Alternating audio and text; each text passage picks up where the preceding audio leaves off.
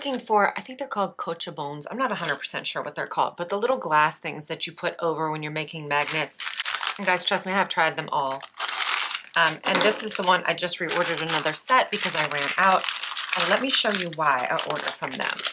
Do you see how they're packaged? So this is a set of 20. Let me take one out.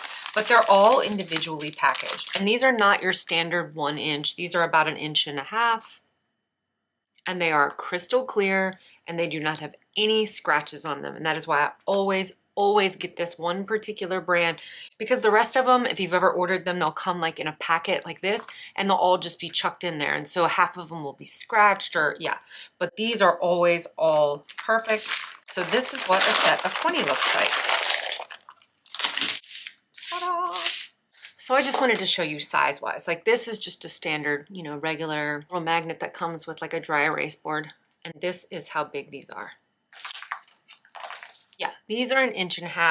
This is 1 inch. So there you go. And I always use these magnets. I just love them. I don't know. They're beautiful. They make whatever you make look beautiful. It looks more expensive because it's bigger, you know, than what people are used to traditionally seeing. And again, they're never scratched. So absolutely love, love, love these.